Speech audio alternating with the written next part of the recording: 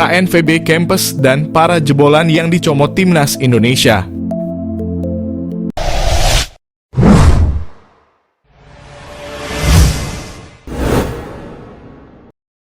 Timnas Indonesia kini dipenuhi talenta-talenta hebat keturunan Belanda yang digembleng lewat KNVB Campus. Terbukti pengaruh didikan KNVB Campus itu banyak hasilkan pemain berkualitas. Meski pernah dijajah lama, kini Republik Indonesia berhubungan baik dengan Belanda. Pasalnya, negara para company itu ternyata banyak memberikan sumbangsih nyata pada negeri ini soal sepak bola. Sebelumnya perlu kalian ketahui bahwa dari beberapa pemain yang keturunan yang dinaturalisasi PSSI, tak semuanya merupakan jebolan KNVB Campus. Pemain seperti Jay Itzes, Nathan Chu Aon, Saine Patinama, dan Rafael Struijk bukanlah jebolan KNVB Campus. KNVB Campus merupakan kompleks pelatihan milik Federasi Sepak Bola Belanda yang ada di kota Zeist. KNVB Campus bisa disebut sebagai otak dari perkembangan sepak bola yang ada di Belanda. Inilah yang menjadi pusat eksperimen di mana KNVB bisa melakukan riset untuk membuat inovasi baru dalam sepak bola. Dalam bekerja, mereka akan berkolaborasi dengan berbagai universitas ataupun pihak-pihak terkait dalam pengembangan sport science demi meningkatkan kualitas pemain. Selain pengembangan sport science, KNVB juga punya liga yang terstruktur dan berjenjang dengan jumlah 10 kasta. Dari jenjang liga yang terstruktur dapat menjamin jam terbang para pemain muda di Belanda. KNVB ingin memastikan bahwa seluruh pesepak bola di negeri kincir angin berhak memiliki jam terbang yang cukup sedari muda. Lantas, siapa saja pemain Timnas Indonesia jebolan KNVB Campus? Seperti apa yang dialami oleh pemain keturunan Indonesia di Belanda? Misal saja Tom Haye dan Sandy Walsh. Sejak tahun 2006, Tom Haye sudah ditempa di Jong AZ Alkmaar. Sampai akhirnya, Tom Haye berkesempatan mencicipi debut berseragam Timnas Belanda U15 pada tahun 2009 bersama Sandy Walsh.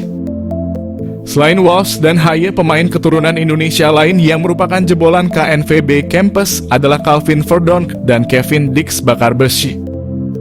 Mereka berdua pernah bermain bersama ketika membela De Oranje U19 asuhan Aaron Winter. Pemain berikutnya yang merupakan jebolan KNVB Campus adalah Maarten Paes. Kiper FC Dallas tersebut sudah sejak 2016 berseragam Timnas Belanda di level U19. Namun sebelum gabung Timnas, talenta Paes sudah ditempa di Akademi NEC Nijmegen sejak 2012. Berbeda dialami dua pemain keturunan Indonesia jebolan KNVB Campus, Ivar Jenner dan Mees Hilgers. Baik Hilgers maupun Jenner, keduanya sama-sama hanya tampil sekali berseragam De Oranje sepanjang kariernya. Namun talentanya sudah lama digembleng di Jong Punte sejak tahun 2011. Pemain keturunan Indonesia lainnya yang merupakan jebolan KNVB Campus adalah Justin Hubner dan Ole Romani. Selain Lionel Messi, Indonesia juga sering dijuluki anak emas FIFA.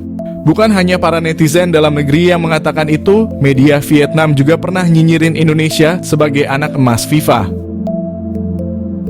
Mengapa istilah itu kemudian muncul dan menjadi bahan pembicaraan? Terlepas dari apakah Indonesia anak emas FIFA atau bukan, Presiden FIFA sekarang, Gianni Infantino, memang dekat dengan Ketua Umum PSSI. Entah itu di era Mocamat Iriawan maupun kala PSSI dipimpin Erick Thohir. Memang hubungan Erick Thohir dan Gianni bahkan sudah terjalin sejak keduanya belum menduduki jabatan yang sekarang. Tepatnya saat Bung Erick jadi bos Inter dan Bang Gianni jadi sekjen FIFA. Jokowi beri penghargaan pada Gianni Infantino. Tadi soal hubungan ketum PSSI dengan Gianni. Lalu entah apa yang membuat Infantino lebih layak dianugerahi tanda kehormatan bintang jasa pratama oleh Presiden Jokowi. Namun dilansir dari berbagai sumber, Gianni dianggap telah berkontribusi besar dalam sepak bola Indonesia. Penganugerahan tersebut sebagai tanda kehormatan yang akan mempererat hubungan antara FIFA dan Indonesia. Indonesia sendiri merupakan negara yang cukup unik yang paling sering dikunjungi Gianni dalam waktu singkat. Mendirikan markas di Jakarta. Indikatornya lumayan banyak mengapa Gianni Infantino dianggap berkontribusi pada sepak bola Indonesia. Salah satunya menurut laporan Detik Sport adalah FIFA turut membantu sepak bola Indonesia dengan mendirikan kantor perwakilan di Indonesia. Ini kebijakan yang belum pernah dilakukan sebelumnya. Hanya di era Gianni Infantino, FIFA membuka markas di negara lain dan itu di Indonesia, negara yang bahkan masih bermimpi lolos ke Piala Dunia. Mengutip Bola Sport, alasan mengapa FIFA berkantor di Indonesia adalah demi membantu transformasi sepak bola Indonesia pasca tragedi Kanjuruhan. Infantino juga mengatakan bahwa Indonesia adalah negara penting di Asia Tenggara yang mana penggemar sepak bolanya nomor 1. Hukuman FIFA yang tidak berat. Semenjak FIFA menjadi mainan Gianni Infantino dan ia sering terlihat bersama Ketua Umum PSSI, baik era Iwan Bule maupun Erick Thohir, Indonesia beberapa kali terhindar dari sanksi berat. Misalnya saja dari tragedi Kanjuruhan. Indonesia dalam hal ini PSSI tidak mendapat hukuman yang berat dari FIFA.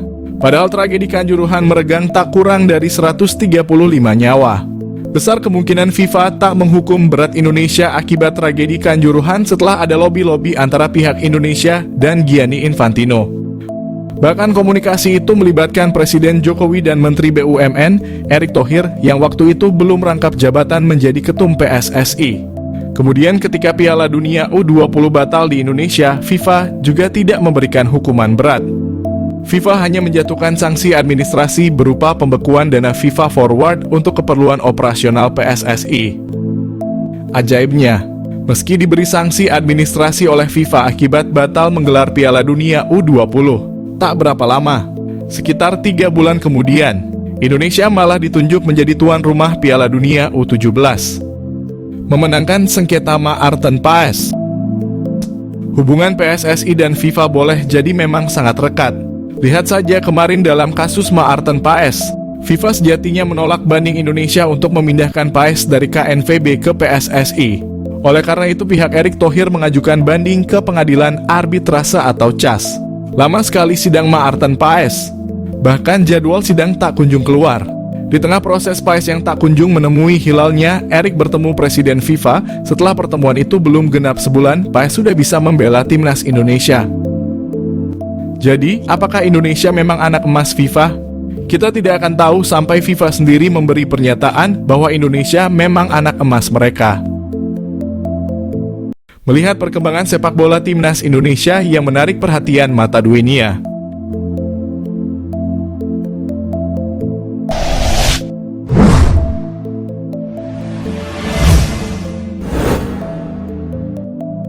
Di bawah federasi yang dipimpin Erick Thohir dan di bawah asuhan kepelatihan Shin Tae-yong, timnas Indonesia mampu menunjukkan taringnya dalam menghadapi rival-rival kuat yang bahkan klub-klub besar yang sudah terbiasa berkompetisi di level dunia.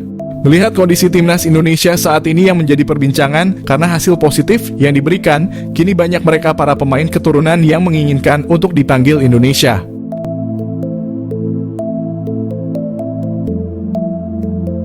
Namun hal itu tidak mudah.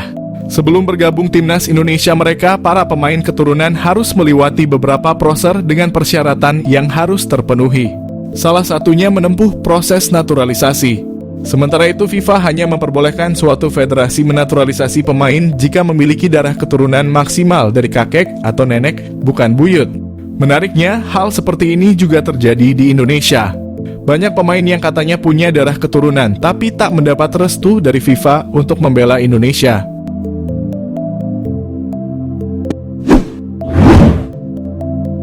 Selama 2 tahun terakhir, timnas Indonesia selalu dikaitkan dengan pemain belakang Leeds United, Pascal Struijk. Dirinya memenuhi syarat untuk membela 3 negara, yakni Belanda, Belgia, dan Indonesia. Namun, sang pemain tak kunjung memutuskan nasibnya. Pascal justru lebih memprioritaskan Belanda dan Belgia ketimbang Indonesia. Namun rekan setim Pascal Struijk yakni Joel Pirou juga pernah dirumorkan memiliki darah Indonesia. Media-media Indonesia menyebut Pirou memiliki garis keturunan Jawa dari leluhurnya yang berasal dari Suriname. Netizen sempat beranggapan kata Pirou berasal dari bahasa Jawa. Ternyata bukan. Adanya kata Pirou dalam nama Joel Pirou ternyata karena dirinya memiliki darah Suriname dan India. Sedangkan Pirou dalam namanya memiliki lafal Piru bukan Pirou. Di FC Twente pun begitu. Timnas Indonesia tidak hanya bisa menggait Mas Hilgers, namun Indonesia juga dirumorkan bisa menggait 2 penyerang FC Twente sekaligus. Salah satunya adalah Daan Rots. Dirinya dikabarkan juga memiliki darah Indonesia. namun belum dikonfirmasi dari garis keturunan ayah atau ibunya. Munculnya rumor itu disambut baik oleh para penikmat sepak bola lokal. Mereka paham bahwa Rodgers memiliki kualitas yang bukan kaleng-kaleng. Pemain yang berposisi sebagai sayap ini dikenal sebagai pemain cepat, lincah, dan tajam. Sayangnya proses naturalisasi Daan Rodgers batal dilanjutkan karena FIFA meragukan garis keturunan sang pemain. Baik PSSI maupun sang pemain memang kesulitan untuk membuktikan garis keturunan Indonesianya. Lalu pada bulan Agustus 2024 Rodgers pun muncul di podcast Yusa Nugraha. Dalam sesi wawancara itu, ia mengkonfirmasi hal tersebut. Rodgers cukup kecewa karena ternyata tidak bisa membela Indonesia. Selain Daan Rodgers, masih ada satu nama lagi dari lini depan FC Twente. Dia adalah Sam Stegen. Pemain yang berposisi sebagai gelandang serang itu juga menarik perhatian fans tim nasional Indonesia. Bagaimana tidak? Saat dirumorkan memiliki darah Indonesia, Stegen sedang dalam performa apik bersama Twente. Namun saat dikonfirmasi oleh tim ahli PSSI ke PSSI, Sam Stegen ternyata tidak memenuhi persyaratan untuk dinaturalisasi. Itu karena pemain kelahiran Den Haag itu tidak memiliki garis keturunan Indonesia. Kedua orang tuanya merupakan asli Belanda. Dan leluhur Sam Stegen pun murni orang Belanda, bukan Bleach First seperti Maarten Paes. Selanjutnya ada Rian Flamingo. Bek PSV Eindhoven itu pernah masuk radar Shin Tae-yong. Pelatih asal Korea Selatan itu bahkan sudah naksir sama kualitas Rian sejak dirinya masih memperkuat FC Utrecht. PSSI pun sudah mengkonfirmasi bahwa Rian memiliki garis keturunan Jawa Suriname dari leluhurnya. Sayangnya, upaya itu terhalang restu FIFA. Otoritas sepak bola dunia itu menganggap Rian Flamingo tidak eligible membela timnas Indonesia karena darah keturunannya berasal dari buyutnya. Rian merupakan generasi keempat di keluarganya. Bila mengacu pada regulasi FIFA yang disebutkan, seorang pemain bisa dinaturalisasi jika darah keturunannya maksimal sampai kakek dan neneknya, atau maksimal 3 generasi. Karenanya proses naturalisasi Rian pun tak dilanjut oleh PSSI. Kabar tak memenuhi syaratnya Rian Flamingo membuat timnas Indonesia kehilangan salah satu pemain keturunan berbakatnya.